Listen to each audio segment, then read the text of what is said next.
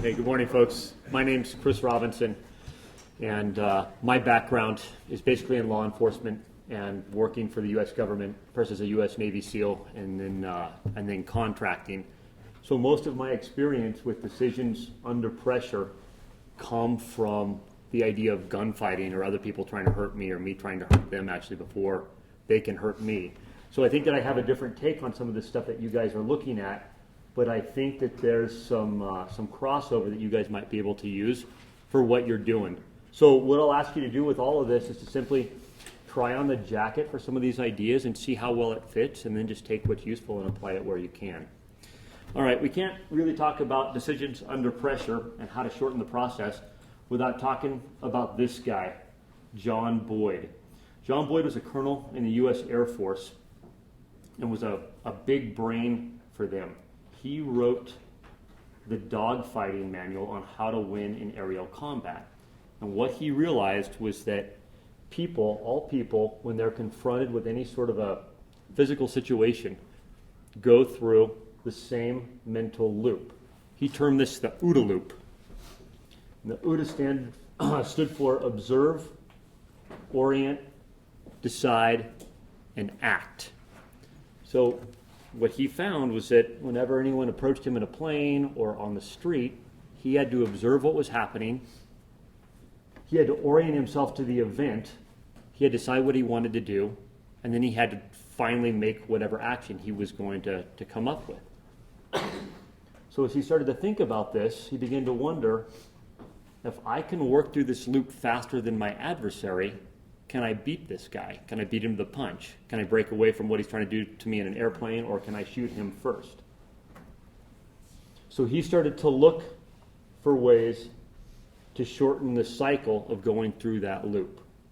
I want you guys to read this next paragraph. It'll give you an idea of kind of where he came up with his ideas.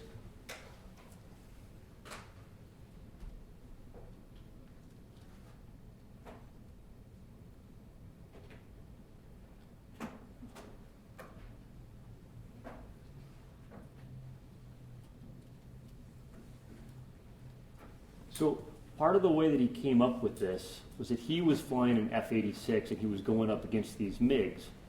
And the MiG at the time was faster and it was a bit more maneuverable, but all of his guys in the F-86 kept beating it and he couldn't figure out why. One more paragraph.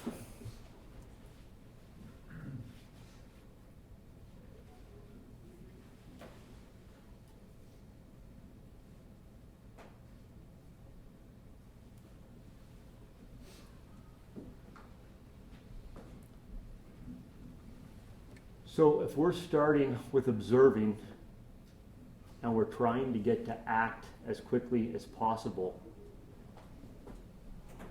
I think for you guys being in a situation in the mountains where things rapidly change, being able to cut out on the orientation and the decision-making process can be hugely helpful for you.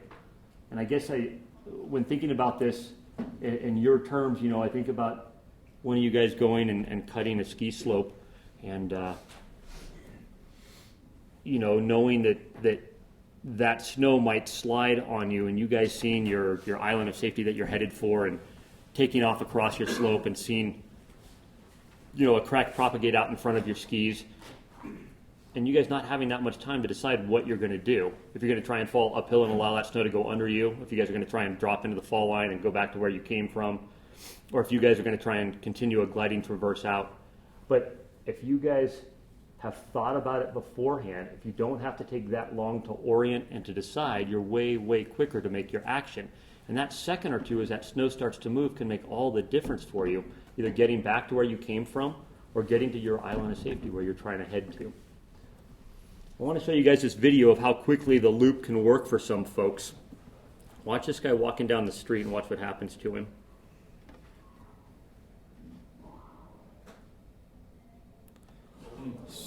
So the OODA loop can happen super, super quickly like that. It's like, we'll run it again in slow-mo and talk about it for a second. But yeah, you see him walking down the street. Watch how quickly he orients to what's happening. You can see him stop as something's coming at him. He observes it, he orients it, he decides what he's going to do. he can't go to the right. There's nowhere to go. And look where he acts and how he jumps out of the way. And I actually think that car catches that lag on him, his leg, and pulls him down the street there. So that's what we're looking for, is that observation to that action that quickly. Yeah. All right, so when Boyd started analyzing all this, he found that things slowed down at certain points in the loop. Sometimes this stuff will happen as fast as that car coming at you. But think about a situation where you have a big slide that comes down and takes out your lodge down at the base. Like a situation like that is so much slower in your response time and everything that happens. And your loop is going to slow down. So you're going to have to think. Back up for a second. During your OODA loop, things can slow down, and it will make it very hard for you to decide where you want to act. Normally that happens when you get overwhelmed by a situation. And that's because there's so much information coming in that you can't decide. You just get caught in the first part of the loop. You observe and you orient, you observe and you orient, and you never get to deciding what you want to do or acting. Boyd called this analysis paralysis. And what he says is that you have to realize you're never going to have the full picture, normally until days later in a big event. So he said anytime that you find yourself in just the two parts of the beginning of the loop, realize what's happening and be willing to step outside of that or to back up a little bit and know that you have to act. So I learned some really good stuff on the LAPD about deciding if we need to act or not. Because that's really what this comes down to when you get caught in analysis paralysis, is deciding, do I have to act? So the LAPD uses this really interesting decision tree. And what they do when they have officers show up on scene is they have officers ask, is anybody dying? And if someone's dying, that means that they're going to go and react to it immediately. So if they're hearing cries for help from an alleyway, they're going into the alley. If they're hearing shots inside the schoolyard, they're going to respond to those shots. If no one's dying, they'll take a step back and they'll evaluate and they'll ask a couple of more questions. The next thing they ask is, do I have the people I need to solve this problem? And then they'll ask, do I have the equipment I need? Do I need an air unit? Do I need dogs? Do I need a SWAT team? And I think this is super effective for you guys also in trying to make decisions, either as guides or on the patrol. If somebody's dying, if somebody's head is under the snow or somebody's head is under the water, you guys are forced to act really quickly, to step in and do something. Time is of the essence. But if it's not, if no one's immediately dying, you can immediately take a breath and step back and take a minute to just get some composure and then decide what your next moves will be.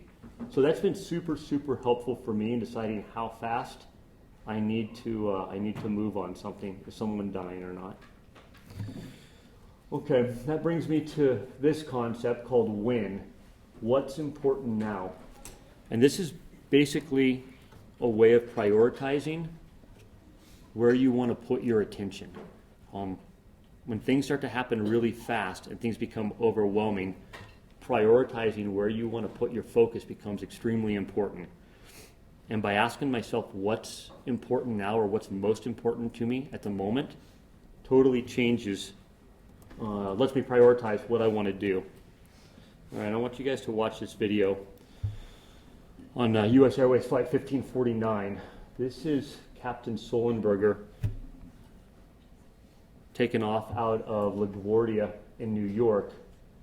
And within the first 2 minutes of him taking off, he has a bird strike that shuts down both of his engines, and he has to decide where he wants to put his plane. I'm not as good as video as Scotty, so you guys got to sit through this boring beginning part before we go to the 3D animated version.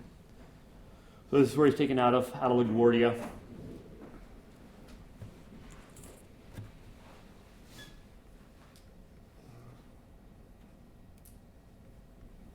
We'll do it this way. Let me speed this up just a little bit.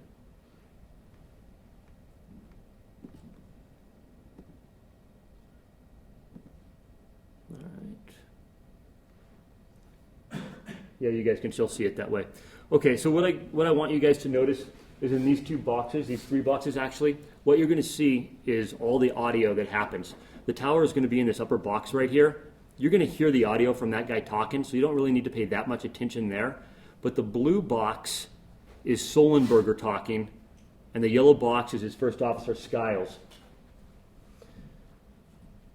And you're going to have to read what comes through here because these guys are on their intercom, so a lot of it won't come across in audio. You guys are going to see something else pop up here, which is the view from out of the cockpit, but there's not really much to see there, so don't pay very much attention to that. 49, runway 4, let's take off. Eagle 4718, the body runway 4, position hold traffic runway 31. Position runway 4, Eagle flight 4718. T-minus 42 or 3, clear land 31, 36012, traffic hold on 4. Clear land 31, T-minus 4203.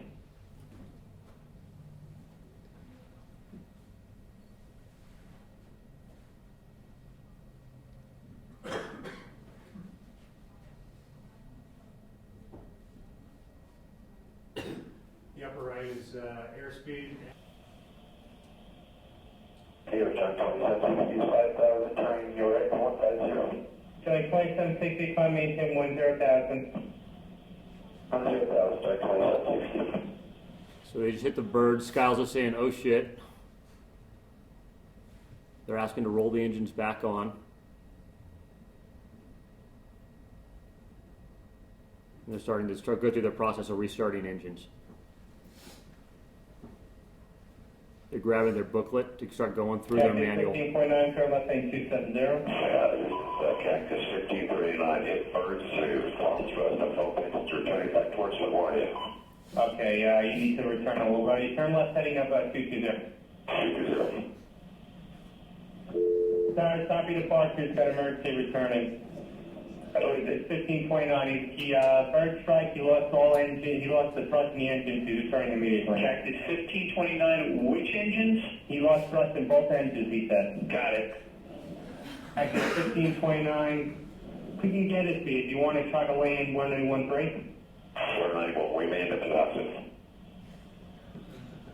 Okay, so just think about this for a minute. If you're flying that plane, what's important to you right now? What's your first main decision that you guys think he needs to make?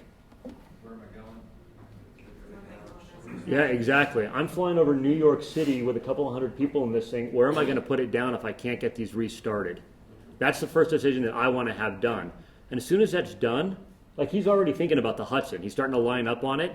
And he's like, okay, I can set it down here if I need to. Now that that decision is made, he's free to shift all of his attention to something else. And that's where this what's important now thinking becomes so critical and so powerful. Charlie 2760, turn left 070. 2760.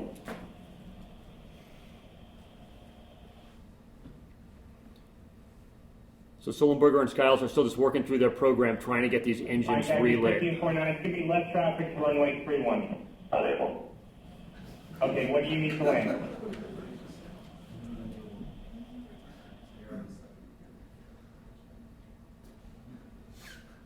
Okay, 15.9, runway 4 is available if you want to make left traffic to runway 4. What's number 2 on right? Anything in New Jersey, maybe Teterboro? Okay, yeah, off your right side is Teterboro Airport. Do you want to try to go to Teterboro? Yes. Teterboro, Empire, I see LaGuardia Department guy emergency inbound. Hey, guys. Cactus 15.9 over the George Washington Bridge, wants to go to the airport right now. Going to our airport, check. Does he need assistance? Yes, it was a bird strike. Can I get him in for runway 1? Runway 1, that's good. Cactus 15.9, turn right 280, you can land runway 1 at Teterboro. We can't do it. Okay, which one number do I have? We're going to be low. I'm sorry, say again, Cactus? Can the tower do anything else for this guy right now? No. So he doesn't even bother talking to him anymore. He's done. Like, seriously, they can't, he's not going to waste his limited amount of cognitive abilities talking to somebody who can't help him. So he just automatically shuts those guys off, and he goes back to dealing with what he has right in front of him. All right. Charlie 2760, contact airport 26.8. Okay, Charlie 2760. Okay, so what's important now for this guy? He's coming in. Yeah, exactly. He's worried about landing his plane. He starts to gain a little bit of elevation for a minute, and he looks over. He asks Skiles, his first officer, "Hey, do you have any other ideas here?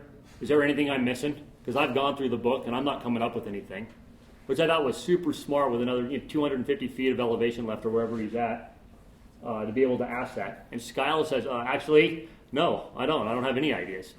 Like, okay, got it. We're going to put it down in the river.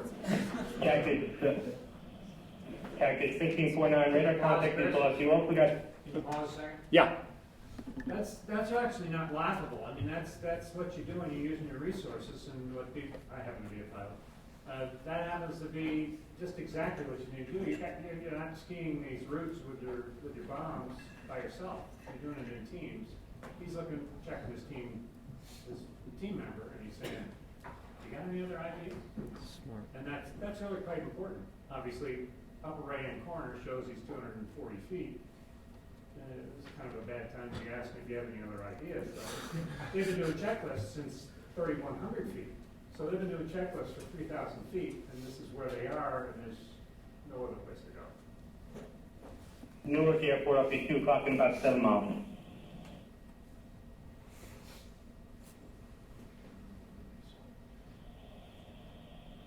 Eagle 5 4718, turn left lane 210.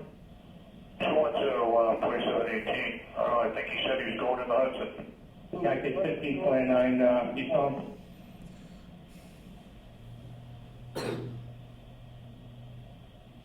Cactus 1529, if you can, you got Broadway 29 available at Newark, will be 2 o'clock in 7 miles. Eagle 5 4718, climb 18 2000. Okay, 1000 and 5 and weekend. Eagle 5 4718, I'm sorry, I missed that, say again? And Okay, so he sets it down there. Everybody survives. We basically know the story from there. A couple of interesting things about this, though, is that Sullenberger, after everybody had gotten out of the plane and onto boats, was the last guy to leave the aircraft. He took the time to walk up and down the aisle twice, checking every seat to make sure that nobody was jammed under anything, nobody was hidden anywhere. Then he had the frame of mind or the self-control to go back into the cockpit and to grab his maintenance handbook because he knew the engineers and he knew the investigators would want to see that. So he did all that before he exited. So I was super, super impressed with that, and also just how calm he stayed during that whole thing. Like he never really seemed to lose it at all. Any comments from anybody on that? I think it maybe his comment, I don't think anyone's laughing because it's funny. I think he's laughing because he's so perfect in a situation where, I mean, almost anyone would screw that up. It seems like he did everything exactly right. Like he was a robot. Yeah. Yep. Yeah, really good example. Okay, completing physical tasks. I used to talk a lot with Mark Twite about doing physical tasks under pressure. And Twite was huge on doing one thing at a time. He would tell me that he would practice this by like going to his car in the morning, putting his car key in the door to unlock it, and totally focusing on that before he got in it. And he just said, if you're doing dangerous things in dangerous places, not splitting your attention when you're putting in an ice screw, he said, becomes critical. Trying to fix a zipper or repin a crampon while you're doing that, he said, pulls you away from your task at hand. It's really, really dangerous to do. In the teams, they talk a lot about taking the time so it doesn't take the time, or that slow is smooth and smooth is fast. And I found for myself that if I back things down to about 80% of what I think my capacity is, and I look for that smoothness, that things happen much more easily for me. And I think, if you guys think about it in terms of backcountry skiing and having a slide come down and being tasked with going to the car and calling for help or getting extra gear, if you guys try and ski back down at 100% of your skiing capabilities, the chances of you guys losing a ski in deep snow or hitting a snow stake or getting banged up somehow go way, way up. And the price that you pay for that is gigantic. And backing it down just a little bit so you have that 20% left that you can reach for when you need it, I think is really, really important. So I try not to ever operate at 100% of capacity unless somebody's on top of me and choking me, or my head's underwater, or there's something that's screaming for me to use all of my power or all of my strength to do something. I want to talk to you guys for a minute about the Sparrow program in the Philippines. There was a communist group in the Philippines that was working in the 80s and the 90s trying to overthrow the Philippine government. And they had some guys that they had assigned as assassins. And these guys were called Sparrows. And their job was to assassinate drunk U.S. servicemen as they were walking around on the streets of the Philippines. And the way that this guy was trained to do it was he would walk the streets looking for drunk guys coming towards him. He would approach them. As he approached, he would draw a folding knife from the front of his waistband. He would open it. He would take one shot at the closest guy's neck. He would fold it back up, put it back in, and just keep going. And he said most people wouldn't even notice that they had been hit until they were a few steps past him, and he would be on his way. So the agency caught this guy and interrogated him and passed a bunch of this stuff on to us. And they put him in a room with a camera and his knife and a mannequin, and they let him work through it. And they said this guy was phenomenally smooth in drawing that knife and hitting this shot in the neck every time that he wanted. And he said the way that he got that way was that when he was taken into the program, he was told, this is what you're going to do. They showed him how to do it, and they told him, you're going to practice this for 10 minutes a day for the rest of your life.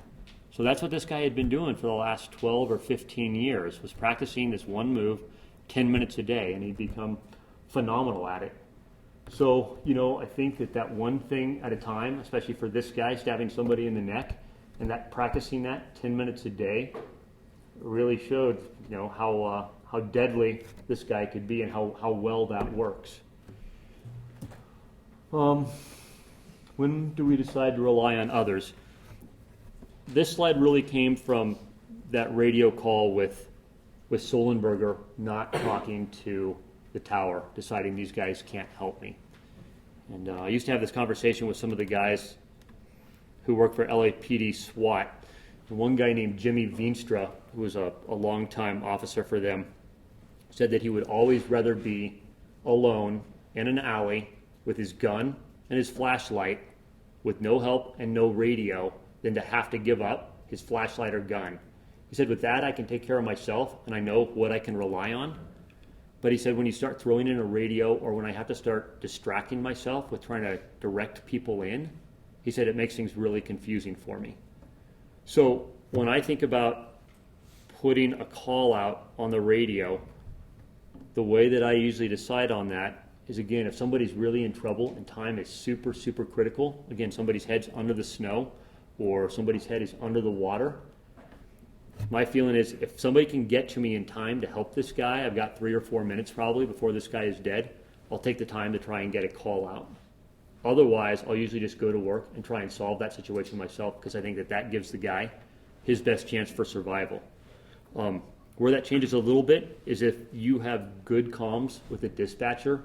If you're a patrolman and you see a slide and you can put that out in 4 or 5 seconds on the way there, you're not wasting time not digging somebody out by putting that call out. So that makes sense to me. Like a sat phone, by the time you guys dig that out of your packs, by the time you power it up, get your sats, decide on what number you're calling, like that it takes a bunch of time. With a cell phone, you guys almost always have to travel to a ridge line or send somebody up to the top of a mountaintop to get reception. And I'm really big, if you're sending folks for help or if you're breaking people away from the group, to always try and send folks in two. Kind of like you were talking, sir, about 2 people in a cockpit or 2 people making decisions. I'm guessing you guys do routes with 2 people? Most of you guys patrolmen? The teams are really, really big on always trying to work guys in at least a pair of 2, because I think the synergy that comes from that gives you way more than just the power of 2 people. So the Marine Corps, is really big on using their sniper teams, a spotter and a sniper, a dive pair, a swim pair. So if you guys are controlling any sort of an incident and you have the manpower to send somebody away from your group and you can do it with a second body, really, really highly recommended. I want to talk for a minute about the commonalities of good operators. I worked with these two guys, the guy on the left, Chris Good, and the guy on the right, Mark Carter, in Baghdad for about 6 months. And they were two of the best SEALs that I had ever had the chance to work with. So I watched these guys and imitated and mimicked them a lot. And when we were in Baghdad, we were living in this little compound. I lived in this tent over here, and Good and Carter lived in this tent. So at that time we were working a lot at night, raiding houses and grabbing targets, guys that we wanted that were financing bombs, building bombs, and emplacing bombs. So we usually get up around 11:30, we'd have coffee, we'd kind of get all of our stuff together, and then we'd meet at our vehicles around 1 a.m., and then we'd take off for our night's work, whatever we were doing. So I was walking through this back building maybe around midnight to get some batteries for my radio, and I looked over into Good's room, and I saw all of his stuff perfectly laid out on his bed. Like, this is a locker, but this stuff was all laid out on his bed in this super, super organized fashion. His boots with his socks in them, his pants next to him, his blouse, his jacket, his rifle with all its magazines stacked, his pistol with all the magazines stacked, all of his comms gear, extra batteries next to it. Everything that he wanted for the night was laid out where he could see it. So I took note of that and thought that was pretty interesting. Continued walking down the hall and looked into Carter's room and saw everything laid out the exact same way. He used the same system for organizing his gear. And I've seen this with a bunch of other professionals, whether you're skiing or hunting or whatever else it is. A lot of guys lay all their stuff out the night before, so they have a really clear idea of what they need to go do their mission. So it got me to thinking about what are the commonalities of other really good operators. And one of the first things that I noticed, probably the biggest thing that I noticed, was their attention to detail. These guys are building a water charge, but what I want you guys to take note of is this little red cord that runs from the UDT vest and goes down actually to a dive mask that's tucked inside there that you can't see. That little red cord tied to your dive mask keeps you from losing it if you're swimming in any heavy surf or if you bump into something at night underwater. That way your mask doesn't float away and you can still continue with your mission if you have it still with you. That little red string is tied on with a bowline with an overhand knot to back it up. Same thing on the mask, a bowline with an overhand knot. So when I was at Bud's in my first month, we were getting ready for a 2-mile swim, an ocean swim. So all of us are all lined up in all of our swim gear, and the instructors come by to inspect you. And they get to me, and he looks and he sees my bowline, but there's no overhand knot to back that up. And he asked me, where's the overhand knot? I don't know. I didn't tie it. So he says, all right, what we're going to do is we're going to teach you to pay attention to detail today.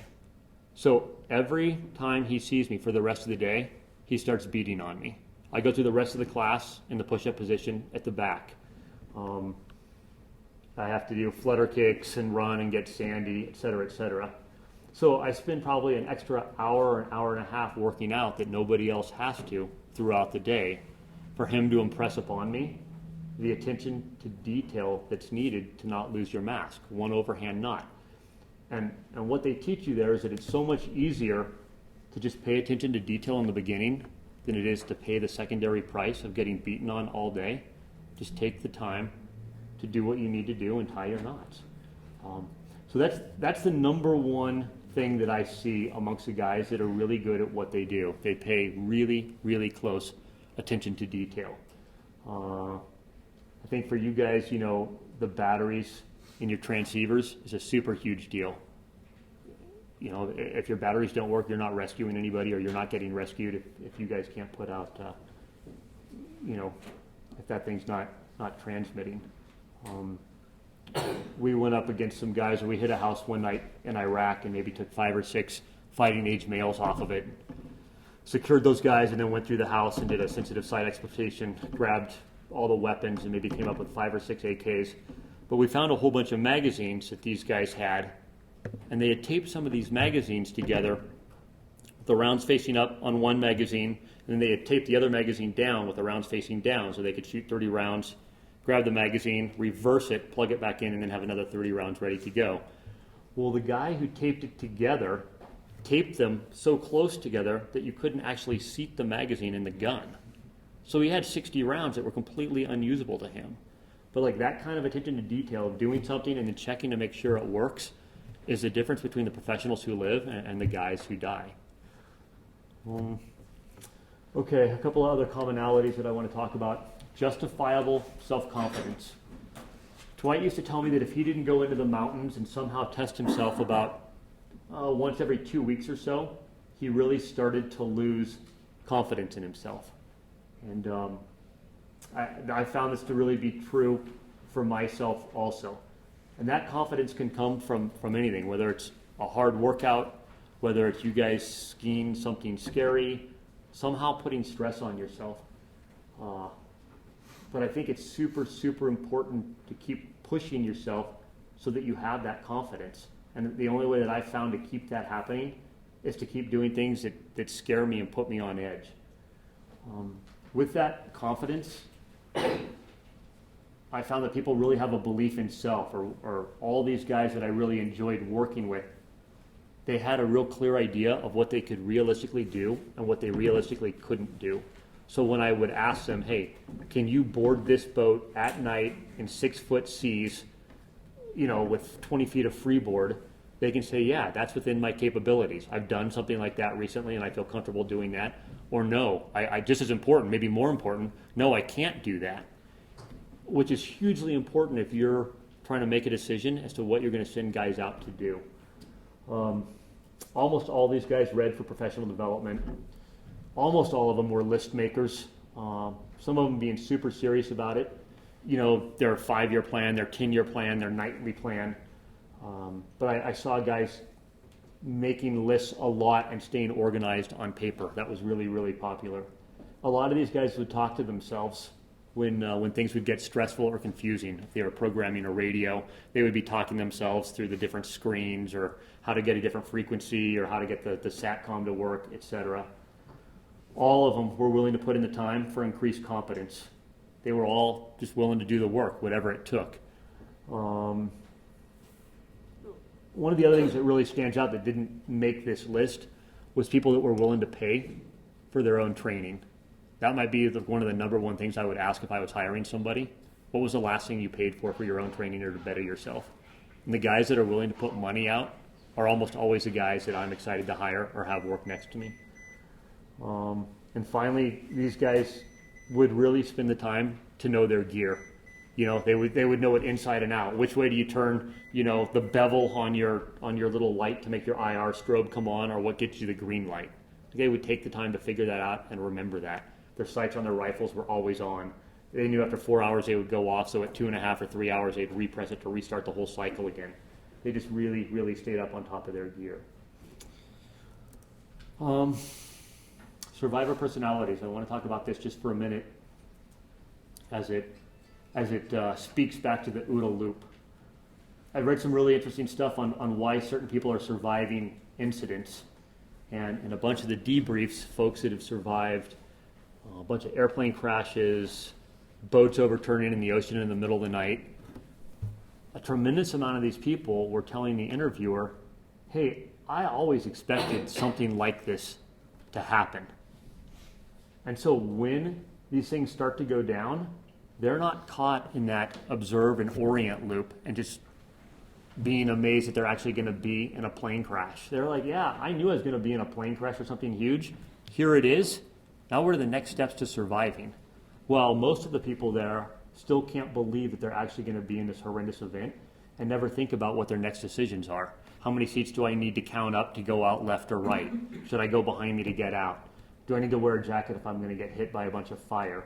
So expecting disaster, especially for you guys if you're outside and there's a bunch of snow moving around, if you seriously think, okay, I'm going to get caught in a slide. This is going to happen to me. How am I going to survive it?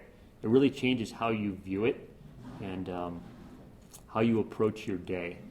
And I'm also really big on that when this happens to me, not if it happens to me thinking figure you're going to get caught and buried, and now figure out how to survive it. And it really changes how you view that and how you prepare for your job in the morning.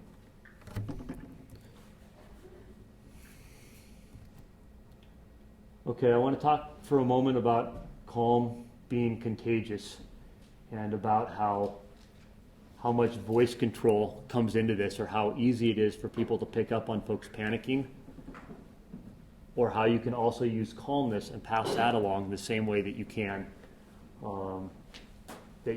panic. So this is an audio tape of some officers in San Diego, and I want you to take note of the dispatchers and how calm they are, and I want you to think about the what's important now thinking when they choose what information to put out on both sides, both from the officers coming into the dispatcher and from the dispatcher going out to those guys. They saw a vehicle that matches a vehicle they're looking for involved in a shooting that occurred in El Cajon. So southbound 15 from the 8, there was a black Audi with no plates. It's about 5 years old. It was occupied by a black male, 25 to 30, driving at a very high rate of speed. And again, it closely matches the suspect vehicle involved in the shooting, Bradley and Magnolia. Suspect in that shooting was a black male, 6 foot, short curly hair, green shorts. He was armed with a shotgun. Again, the black Audi. The guy was about 5 years old. No maker model, and no plate given. Officers, there's an officer shot. He's still breathing. 45th and University, 1199. I don't know who that is on there, put it out. 45th and U. Where are you going? 1199, 45th and U. Is there a supervisor on there? 13 Sam, 10 plus. Receiving a hot call about a citizen calling 45 University regarding 1199. We're on the way. 45th and University. 45th and University, 1199. I had a citizen on there saying that there was an officer shot. Somebody rolled. 813 Sam 97 there. At 45th and U, 813 Sam there. Hi? 813 Sam, we medics at 45th and University. Getting more information. Okay, medics are around to 45th and U. Confirm they're clear in, then roll in. The one of ours, 813 Sam, and is the Lincoln data monitoring? Lincoln 3, are you in there? Yeah, we're trying to get the info now. Just having a keep it fine. Okay, units continue to roll. 45th and University. We've got medics around as well. Beautiful, they're blocked off Shorten to Highland and north of South Street here as well on 45. Okay, we're blocked off Shimon to Highland and north and south on 45th Street. So I think we have Highland North. HO's even got Highland on the north side. We'll have an update. 834 goes. Notorious suspect driving a black newer model Nissan Sentra, last seen he's not on view. Number 3, the suspect was going to be a newer model Nissan Sentra, black in color, eastbound University. So the San Diego PD? One of our officers? Hey, 3-3 Sam, I need medics. Make it to 45th and University. I got an officer down with a gunshot, one to the head and a left ear. Okay. So does anybody see medics? Negative. 60 Sam, go ahead. Hanging on, finding. A call that just came in from 4074 48th Street. Anonymous caller said that a guy by the name of Dejan, a black male wearing a t-shirt and jeans, owns a black Audi strip, pulled into that location, told the RP that he was running because he shot a cop. Again, that's 4074 48, apartment number 7.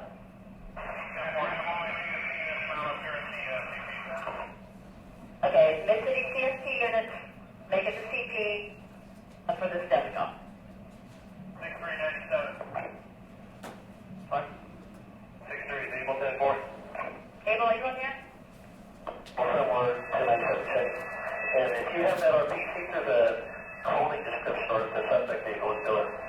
Okay, I have an anonymous RP, so I doubt we're going to get anything further from them. What they gave was a T-shirt and black jeans.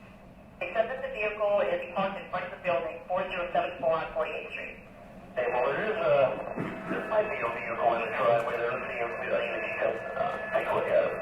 It might be a few minutes out. They're meeting up at the CP there, 44th and Diego. If you could just stay over that residence. Well, let's have one of those units break immediately if this is possible.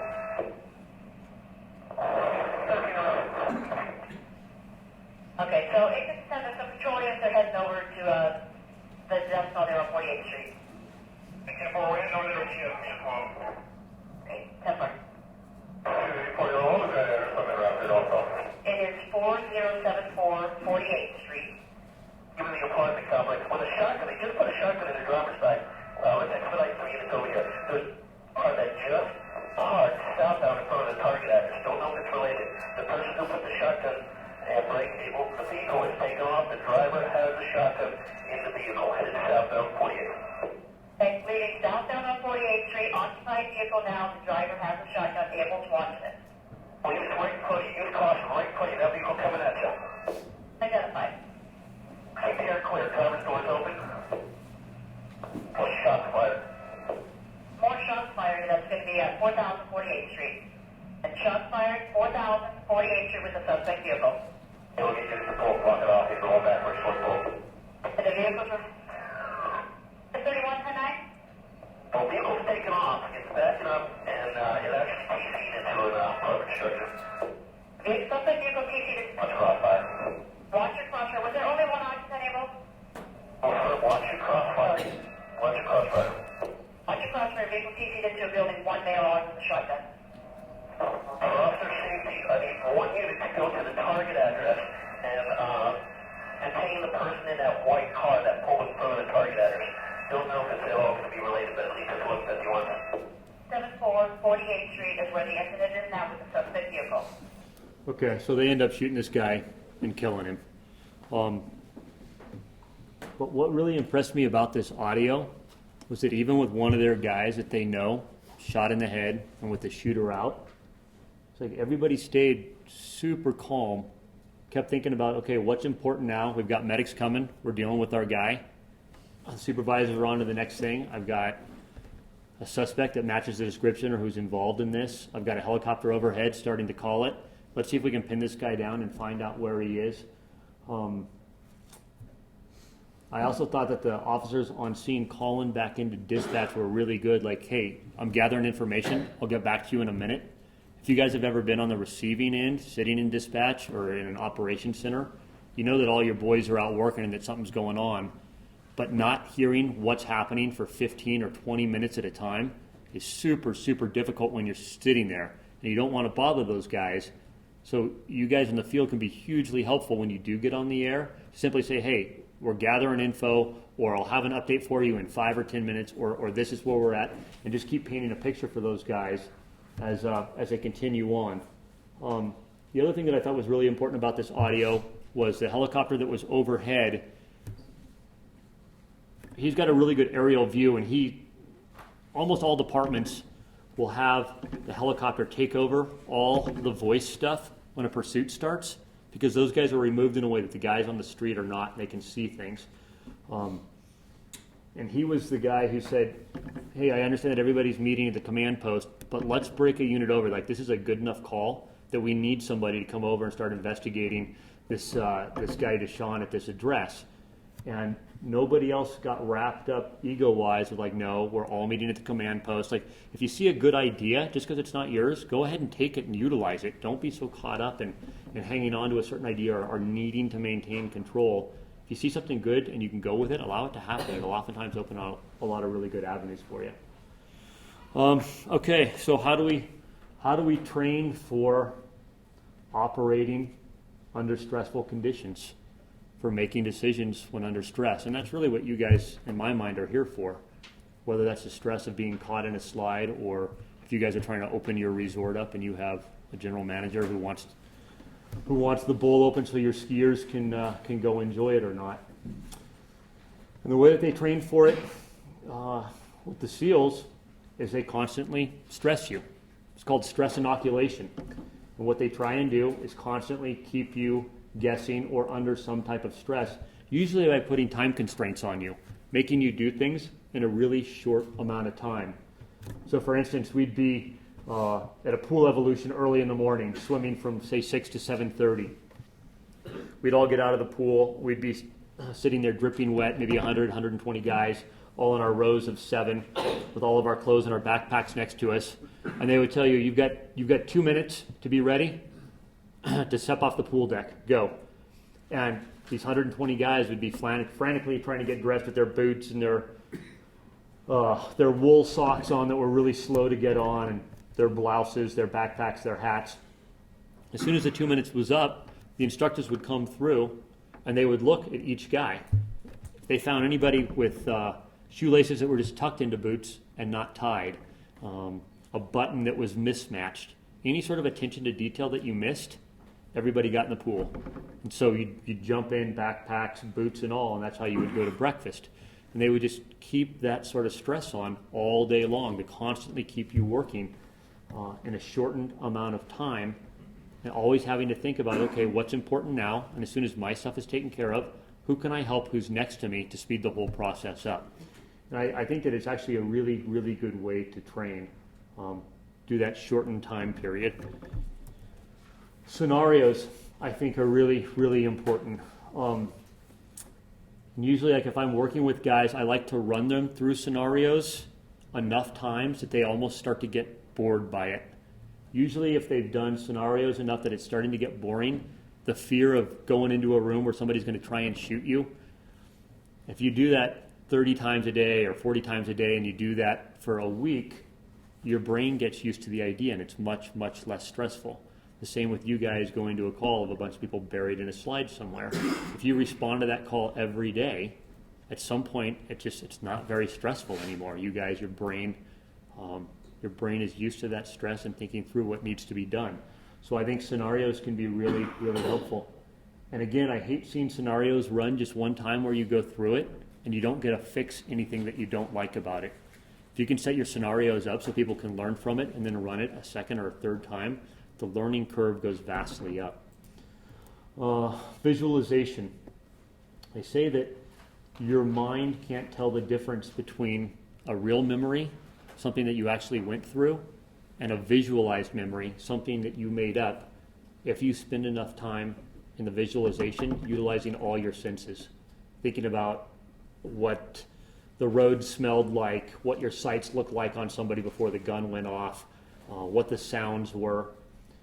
And so while you might not ever have been in a gunfight, or I might not ever have actually shot anyone with a real bullet, I've been through thousands of shootings in my head. And this refers back to a lot of the stuff that Scotty says, like when something suddenly pops up and you need to deal with it, having all these different videotapes in your head, these different experiences that you can draw from, will let you closely match something that you're seeing now to something you've lived in the past, so that you can choose what best matches and you can go right into your view with that. There's been a bunch of stuff written on it and the best ways to do it, and I think it's super, super helpful. And I think that when you look at all the pro athletes, they're all spending a whole bunch of time visualizing, and I think it's a great tool. If you guys are interested, you'll check that out. Sand tables, I think, are super underutilized, and I think they're another really, really good training tool. You know, you can take a sand table for a couple of dollars, and you can put a couple of people around it, and you can quickly form a mountain or a draw or a gully or a ridge line. And it gives you this really interesting view of being up above everything, looking down, almost like that helicopter view. And you can quickly run through 3 or 4 or 5 different scenarios, and you see how similar all these scenarios are. We know that there's going to be hang fire up above. We know we need somebody up there to watch it. We know we need to find out where these guys are buried. We know that we're going to need to transport them out. If we're going to use air, we need somewhere to land the helicopter. So like after running 4 or 5 or 6 of these scenarios, especially one after another, like all the roles basically stay the same. You might have to decide where you're going to move some of these people, or things might change a little bit if you only have so much manpower. But to get a grasp, especially like as a team leader, on what the situation is, I think it's a really, really good, cheap tool to use. I think it's really underutilized.